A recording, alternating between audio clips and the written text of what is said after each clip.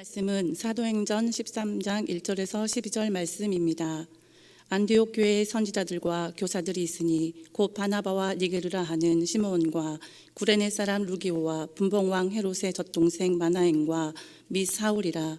주를 섬겨 금식할 때에 성령이 이르시되 내가 불러 시키는 일을 위하여 바나바와 사울을 따로 세우라 하시니 이에 금식하며 기도하고 두 사람에게 안수하여 보내니라.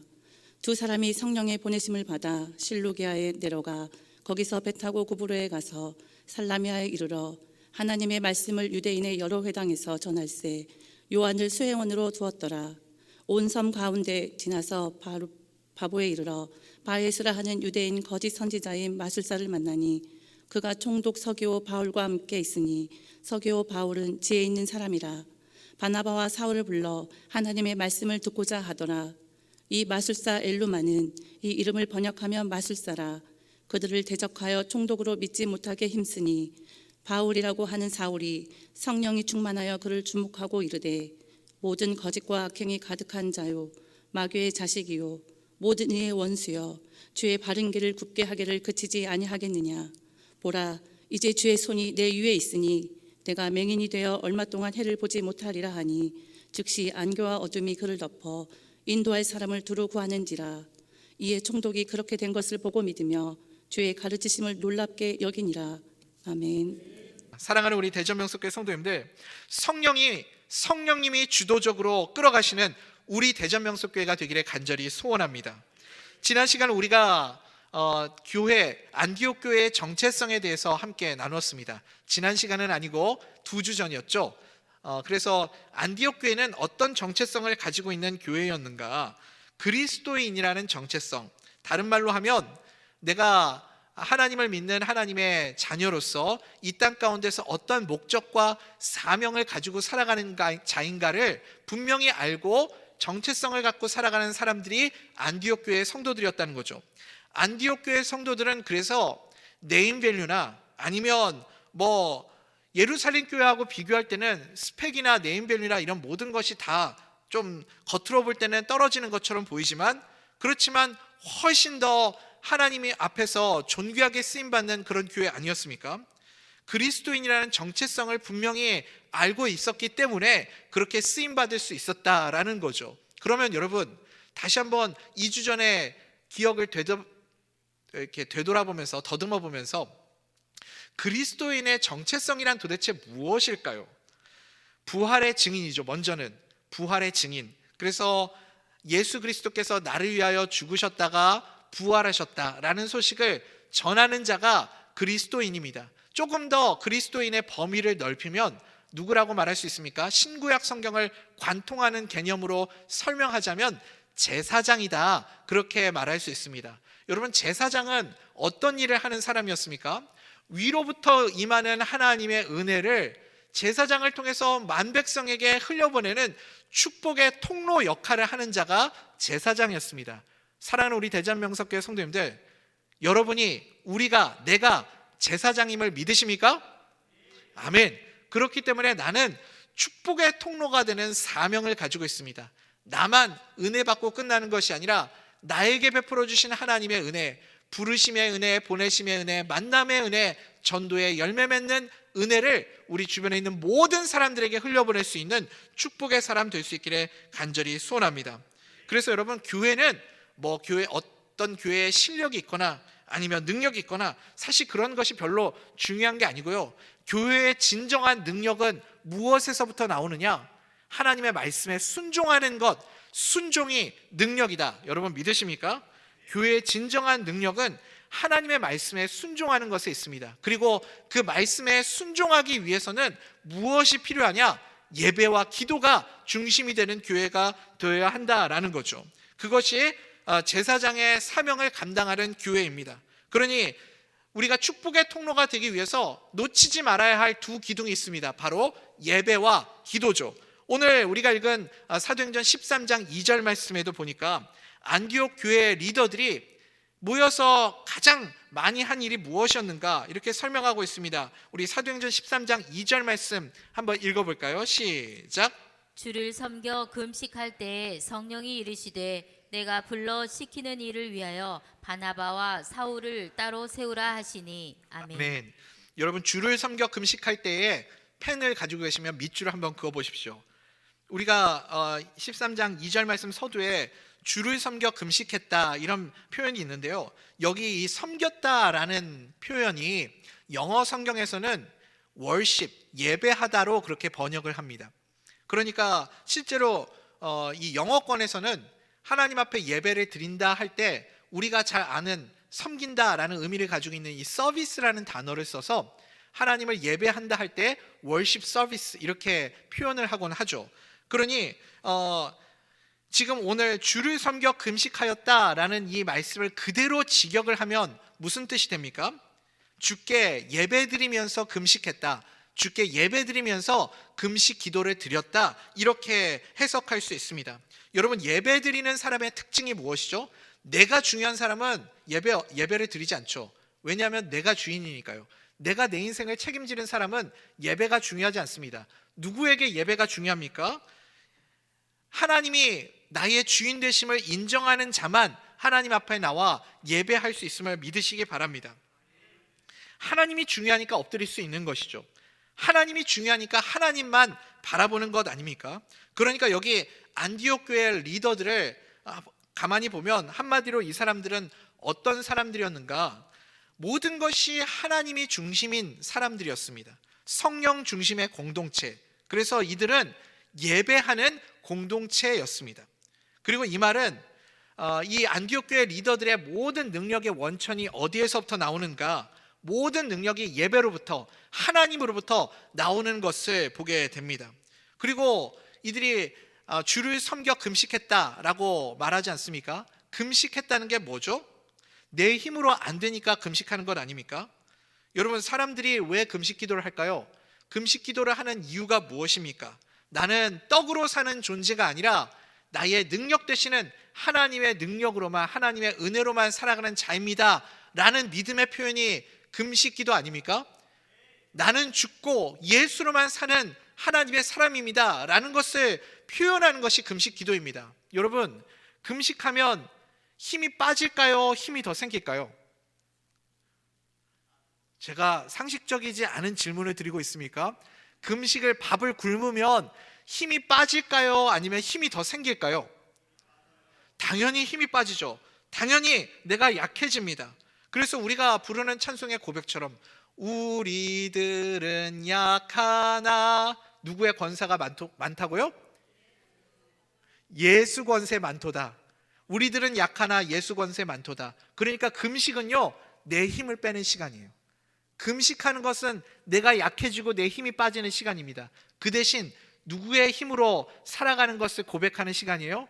나는 약하지만 예수 권세 많도다, 주님의 능력으로만 살아가는 자입니다를 고백하는 시간이 금식 기도하는 시간 아닙니까? 그러니까 하나님만 의지하고 모든 능력의 원천이 하나님이십니다를 고백하는 자들이 이 안디옥 교회의 리더들이었다라는 거죠. 사실 이 안디옥 교회는 이제 막 태동하기 시작한 신생 교회이기 때문에 뭔가 뚜렷한 목적이 있고 비전이 있고 어떤 방향성을 가지고 있는 그런 교회는 아니었습니다. 그런데 이들이 하나님 앞에 주를 섬겨 금식했다, 하나님을 예배하며 금식 기도하며 그렇게 전심으로 하나님의 은혜를 구할 때 어떤 일이 일어났습니까? 2절에 보니까 후반부에 뭐라고요? 성령이 이르시되 내가 불러 시키는 일을 위하여 바나바와 사울을 따로 세우라 하니, 이렇게 말씀하시죠. 그러니까 이게 무슨 뜻이냐면 주를 섬겨 금식할 때, 예배하고 기도할 때 성령님께서 이들에게 분명하게 길을 보여주신 거예요. 분명하게 명확하게 말씀을 주신 겁니다. 그래서 선교의 길을 열어주시는 것을 보게 되죠. 예배하는 사람은요, 여러분, 그냥 막연하게 안개 속에서 헤매는 인생이 아닙니다. 예배하고 금식할 때 하나님께서 우리의 인생에 명확한 방향과 표대를 보여주실 줄 믿습니다. 그래서 여러분, 지금 혹시 나의 인생 가운데 막연하고 막막하고 어떻게 살아가야 할지 모르는 그런 상황 가운데 계신 성도님들 계십니까? 우리의 삶에 예배와 기도가 회복되기를 간절히 소원합니다. 예배와 기도가 회복될 때 하나님께서 우리의 인생의 길을 명확하게 보여주시는 은혜를 우리가 보게 될 줄 믿습니다. 그런데 여러분, 문제는 이거죠. 하나님께서 그래서 이 안디옥 교회 리더들이 주를 섬겨 금식하며 간절한 마음으로 예배하고 기도할 때 명확하게 말씀을 주시잖아요. 뭐라고 말씀해 주세요? 바나바와 사울을 세워서 그 두 사람을 선교사로 파송 보내라. 아주 정확하게 명쾌하게 그렇게 길을 알려주십니다. 그런데 문제는 뭐예요? 하나님이 명확하게 보여주신다고 모든 문제가 다 끝나는 게 아니죠. 이제 하나님이 명확하게 보여주셨는데 이게 오히려 너무 당황스러운 거예요. 걱정이 더 커지는 거죠. 왜냐하면 안디옥 교회의 핵심 리더가 누굽니까? 진짜 이 안디옥 교회를 이끌어가고 있는 진짜 지도자가 누구예요? 두 사람이 바로 이 안디옥 교회의 핵심 리더잖아요. 바나바하고 사울. 이제 사도 바울이 되는 이 바나바와 사울이 안디옥 교회의 제일 중요한 핵심의 중추적인 인물 아닙니까? 안 그래도 지금 가동 인력이 없어가지고 신생교회니까 뭐 일할 사람이 더 없었겠죠. 일당백으로 막 섬기고 있는데 그 중에서도 제일 중요한 바나바하고 사울을 딱 집어가지고 하나님이 그 둘을 세워서 선교사로 파송 보내라 하니 얼마나 막막하고 답답했겠습니까? 저 두 사람 가면 이제 우리는 어떻게 해? 저 사람 진짜 보내면 우리 교회 끝나는 거 아니야? 이런 생각이 들지 않았겠어요? 이 명령에 하나님이 명확하게 보여주시긴 하셨는데 이 명령에 순종하는 것이 얼마나 힘들었을지 여러분 공감이 되십니까? 인간적으로 가장 의지가 되고 힘이 되었던 두 사람이 바로 바나바와 사울 아닙니까?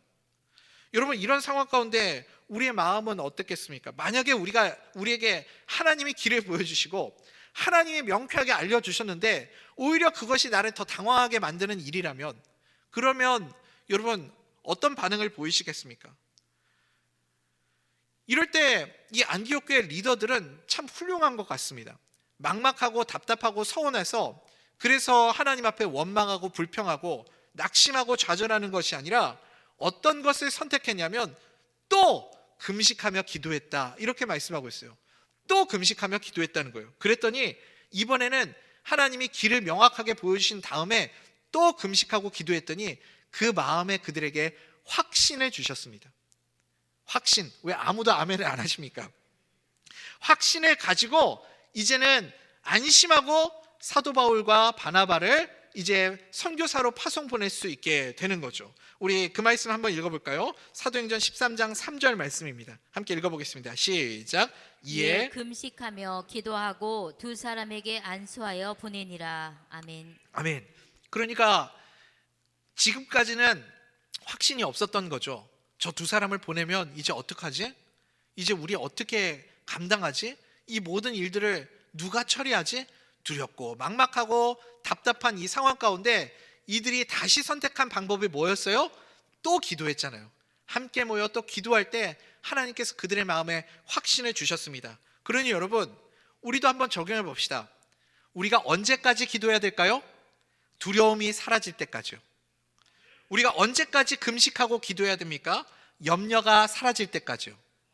아멘을 딱 4분만 하고 계시네요. 언제까지 제가 여쭤봐야 되겠습니까? 아멘을 모두 하실 때까지.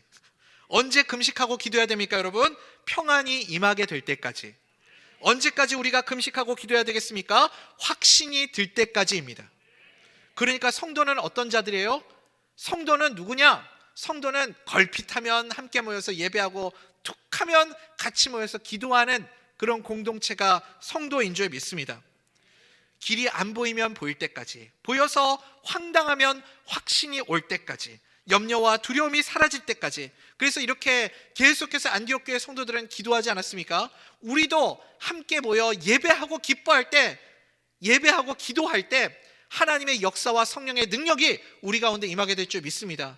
안디옥 교회가 그렇게 예배와 기도로 확신과 길을 찾게 되고 성령의 불로 뜨거워졌던 것처럼 우리 대전명숙교회 가운데도 계속해서 기도하고 예배하고 기도하고 예배하고 확신이 들고 그리고 하나님이 길을 보여주실 때까지 기도하고 예배하여서 성령의 불로 뜨거워지는 우리 교회가 되기를 간절히 소원합니다. 그 성령의 능력이 교회 가운데 임하니까 안디옥 교회가 얼마나 능력 있게 쓰임받습니까? 그리고 성령 안에서 기도하면 어떤 일이 일어납니까? 염려를 증발시켜버리는 힘이 그 가운데 있습니다. 우리 대전명석교회 성도님들 삶 가운데도 염려가 있습니까? 불안함이 있습니까? 두려움이 있습니까? 기도로 그 모든 염려를 증발시켜버리는 능력 있는 주의 백성들 되시기를 간절히 소원합니다. 이것이 성령 중심의 교회이고 하나님 중심의 교회의 모습이었다라는 거죠. 그리고 성령님께서 아주 명확하게 정확하게 콕 집어서 말씀을 주시지 않습니까? 그러니 여러분, 이 하나님이 주신 이 말씀은 애매하고 모호한 것이 아닙니다. 귀에 걸면 귀걸이, 코에 걸면 코걸이, 그렇게 어떻게 해석하고 어떻게 이 말씀을 받아들이느냐에 따라서 해석이 달라지는 것이 아니라 성령님이 명확하게 딱 두 사람 짚어서 바나바와 사울을 파송해라 이렇게 명확하게 말씀하시지 않습니까? 다시 말하면 성령님이 주도하시는 교회는 어떤 교회인가? 성령님이 주인 되셔서 이끌어가는 교회는 하나님의 말씀을 의지하고 말씀대로 순종하며 따라가는 교회가 성령 중심의 교회인 줄 믿습니다. 우리도 이렇게 힘이 없고 어떨 때는 내가 뭔가 이렇게 동력이 사라지는 것 같고 무기력하고 그런 것을 느낄 때가 있지 않습니까? 내 영적 상태가 마치 바닥으로 이렇게 곤두박질하는 것처럼 아래로 내려갈 때가 있습니다. 제가 가만히 보면 우리 성도님들의 신앙생활 하시는 모습을 보면 두 부류의 모습을 보게 되는 것 같습니다. 하나는 말씀에 기반을 둔 신앙이 있고 다른 하나는 내 감정에 기반을 둔 신앙이 있습니다. 여러분, 우리가 잘 알고 있지만 내 감정이라는 것이 어떻습니까? 얼마나 허황된 것입니까? 내 감정은 때를 따라서 계속해서 변하거든요. 그래서 감정에 기반을 둔 사람은 업앤다운이 굉장히 심할 수밖에 없습니다. 내 감정이라든지 내 상황이라든지 내 컨디션은 계속해서 바뀌는 것 아닙니까? 그러니까 그것에 맞춰서 우리가 신앙생활을 하면 우리의 영적 컨디션도 계속해서 어떨 때는 뜨거웠다가 어떨 때는 차가웠다가 그렇게 올라갔다 내려갔다 왔다 갔다 하게 되는 거죠. 왜 그럴까요? 내 감정의 기준을 두고 내 상황의 기준을 두고 그렇게 신앙생활을 하기 때문에 그렇습니다. 그런데 하나님의 말씀의 기준을 두면 내 감정과 관계없이 흔들림 없는 믿음의 길을 걸어가게 될 줄 믿습니다. 우리가 좋아하는 이사야 43장 말씀, 거기에 야곱을 부르시면서 하나님께서 주신 약속의 말씀이 있지 않습니까? 우리 성도님들이 많이 좋아하는 성경 구절 중에 하나인데, 그래서 찬송도 만들어서 부르잖아요. 나의 안에 거하라. 그 찬송이 이사야 43장 1절 말씀을 배경으로 그렇게 쓰여진 찬송이잖아요. 내가 너를 지명하여 불렀나니 너는 내 것이라. 내가 너를 보배롭고 존귀하게 여기너라. 너는 내 사랑하는 내 여호와라. 나는 너를 사랑하는 네 여호와라. 이렇게 하나님께서 말씀하시죠. 그게 이사야 43장 1절의 약속의 말씀입니다. 그 약속의 말씀을 붙잡고 살아가는 인생은 어떻게 살아가야 하는지에 대해서 쭉 설명해 주는 내용이 그 뒤에 이제 이사야 43장 2절부터 이어지게 되죠. 그러니 우리는요, 제가 말씀에 기반을 둔 신앙에 대해서 설명을 드리고 있는 중입니다. 말씀에 기반을 둔 신앙생활은요, 무엇이냐면 내 감정과 내 상황과 상관없이 말씀 붙잡고 살아가기 때문에 휘둘리지 않을 수 있다는 겁니다. 우리가 신앙생활 하면서 예수 믿고 구원받으면 내 인생에 더 이상 고난이 없습니까? 여러분, 예수 믿고 구원받아서 이제 더 이상 내 인생에 어려움이 없나요? 난관이 없나요? 아픔이 없습니까? 고난이 없습니까? 괴로운 일이 없나요? 여전히 예수 믿고 구원받아 하나님의 자녀로 살아가도 똑같습니다. 여전히 고난이 있고, 여전히 괴로움이 있고, 여전히 슬픔이 있고, 여전히 내 인생에는 감당할 수 없는 시련이 찾아옵니다. 하나님도 아세요. 그래서 뭐라고 말씀하세요? 내가 너를 지명하여 불렀나니 너는 내 것이야. 이제 내가 너와 함께 할 것이야. 내가 너를 버리지 않고 내가 너를 존귀하게 여겨줄 것이야. 약속의 말씀을 주셨죠. 그 다음에 이사야 43장 2절에서 뭐라고 말하냐면, 그런데 너가 물 가운데 지나가게 되는 순간도 있을 거예요. 강을 건너게 되는 거친 시련을 경험하게 되는 날도 너의 인생 가운데 찾아올 거야. 때로는 네가 저 활활 타오르는 불 가운데를 지나가게 되는 순간도 찾아오게 될 것이야. 그런데 너의 인생 가운데 이런 물을 지나가고 불을 지나가는 고난이 찾아오게 되겠지만, 내가 너에게 약속하는 약속은 이것이다. 네가 물 가운데 지나갈지라도 물이 너를 침몰하지 못할 것이고, 불 가운데 지나갈지라도 그 불꽃이 너를 절대 사르지 못하도록, 네가 그 불꽃과 같은 시련 가운데 넘어지고 쓰러지고 사그라지지 않도록 내가 너를 붙잡고 너와 함께 그 불 가운데를 지나갈 것이야. 하나님이 그 약속을 주시는 거죠. 이것이 말씀에 기반을 둔 신앙인의 모습인 줄 믿습니다. 우리 이 말씀 같이 한번 읽어볼까요? 시작. 네가 물 가운데 가운데로 지날 때에 내가 너와 함께 할 것이라. 강을 건널 때에 물이 너를 침몰하지 못할 것이며 내가 불 가운데로 지날 때에 타지도 아니할 것이요 불꽃이 너를 사르지도 못하리니. 아멘. 그러니까요, 이렇게 하나님의 말씀을 붙잡고 살아가는 인생은 내 감정이나 내 상황이나 내 형편과 관계없이 흔들림 없이 믿음의 길을 걸어갈 수 있습니다. 이 약속의 말씀에 뿌리를 둔 인생은 어떤 환경 속에서도 흔들림 없이 주님을 바라보게 될 줄 믿습니다. 하나님께서 굳건하게 붙잡아 주시는 것을 믿기 때문에, 그래서 이 믿음의 능력이 있는 사람은 흔들리지 않게 되는 거죠. 여러분, 말씀의 뿌리를 내리는 우리 대전 명석교회 성도님들 다 될 수 있기를 소원합니다. 이것이 성령 중심, 하나님 중심의 교회의 모습입니다. 그래서 이 성령 중심의 교회 안디옥 교회, 말씀 중심의 교회 안디옥 교회는 예배 공동체였고 기도 공동체였습니다. 확신이 없으면 확신이 올 때까지 기도하고, 앞이 보이지 않으면 하나님이 인생의 길을 보여주실 때까지 예배했던 공동체, 그리고 말씀이 들리지 않으면 말씀이 들릴 때까지 그 말씀을 붙잡고 성령님이 주도해 가시기를 그렇게 맡겨드렸던 교회가 안디옥 교회였습니다. 제가 얼마 전에 이제 병원에 지금 계시는, 병상 중에 누워 계시는 어느 권사님을 잠깐 만나 뵙고 온 적이 있습니다. 권사님이 이제 그 큰 수술을 하시고 회복이 좀 더뎌져서 이 요양병원에 좀 누워 계시는 상황이에요. 그래서 제가 이제 권사님을 좀 위로하기 위해서 가서 만나 뵙고 또 기도해드리고 같이 좀 시간을 보냈습니다. 아프시기 전에 저에게 참 사랑을 많이 주시고 저를 위해서 기도도 많이 해주시고 그랬던 권사님이셔서 제가 또 마음이 참 많이 아프더라고요. 권사님하고 이런저런 이야기를 나누면서 제가 권사님 빨리 회복되셔서 같이 교회 나와서 우리 예배드려요 이렇게 말씀드렸더니 권사님이 저에게 그러시는 거예요. 목사님, 저도 교회가 너무 가고 싶어요. 제 소원이 뭐냐면 교회에서 예배드리다가 주님 부름 받는 게 소원이에요. 그렇게 말씀을 하시더라고요. 그러면서 기도 요청을 하시는데 입맛이 너무 없으시대요. 입맛이 없어서 잘 먹어야 되는데 근데 도저히 음식이 들어가질 않는다는 거예요. 여러분, 사실 입맛이 없을 때가 언제죠? 입맛이 없을 때가 정작 음식을 잘 먹어야 될 때 아닙니까? 이렇게 공감이 잘 안 되시나요? 입맛이 없고 기운이 없으면 기운을 차리려면 어떻게 해야 돼요, 여러분? 잘 먹어야죠. 입맛이 없고 기운이 없을 때가 사실은 더 잘 먹어야 될 때 아닙니까? 입맛이 없고 기운이 없을 때 잘 드셔야 빨리 아픈 것도 낫고 회복되어서 교회에 오실 텐데 입맛이 없어가지고 도저히 음식이 안 들어가신다는 거예요. 그러니 회복이 이렇게 더뎌지는 거잖아요. 그런데 여러분, 우리의 영적 상태도 똑같습니다. 혹시 예배 가운데 우리 계신 성도님들 가운데 말씀이 잘 안 들리시는 분들 계십니까?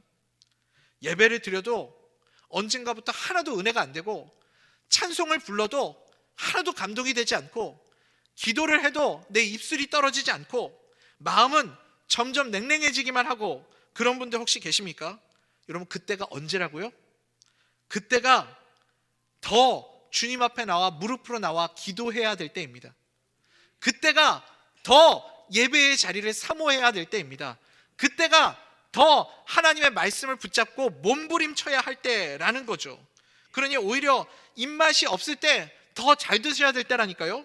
그때는 의지적으로 하나님의 말씀이 들리지 않으면 하나님의 말씀을 붙잡고 읽고 또 읽고 듣고 또 들어서 내 영혼의 귀가 뚫릴 때까지. 언제까지요?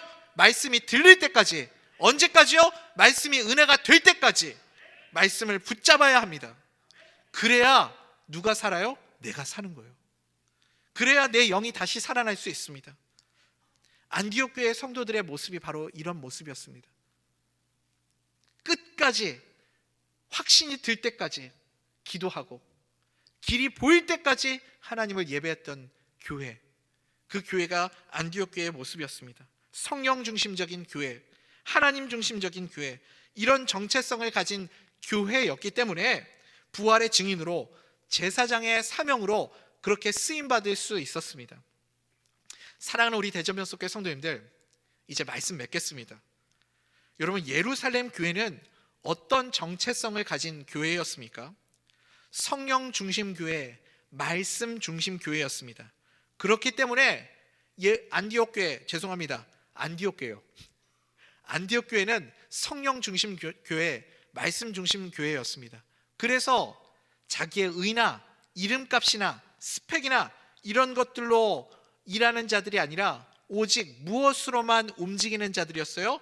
하나님의 말씀에 순종하는 자들, 하나님의 말씀으로 움직이는 일꾼들이었습니다. 여러분, 안디옥 교회의 동력이 무엇이었습니까? 안디옥 교회 성도들이 이렇게 열심으로 함께 섬기며 뛸 수 있는 동력은 예배와 기도에 있었습니다.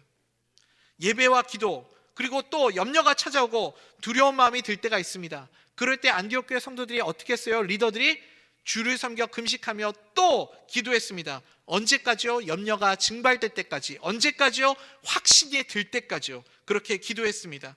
말씀이 내 생각보다 앞서게 될 때까지 말씀을 붙잡았습니다. 내 마음의 말씀으로 가득 채워질 때까지 말씀을 붙잡는 교회가 안디옥 교회였습니다. 그러니 안디옥 교회는 능력 있게 쓰임받을 수밖에 없는 교회였지 않습니까? 우리 대전명석교회가 이런 교회가 되기를 간절히 소원합니다. 내 안에 성령님이 함께 역사하시면서 하나님의 말씀만 거하시도록, 기도하면서 하나님의 능력만 의지하는 우리 대전명석교회 성도님들이 다 될 수 있기를 간절히 소원합니다. 그래서 우리도 예배 공동체, 기도 공동체, 모일 때마다 기도하고 모일 때마다 예배하여서 능력 있게 쓰임받는 우리 대전명석교회가 되기를 간절히 소원합니다.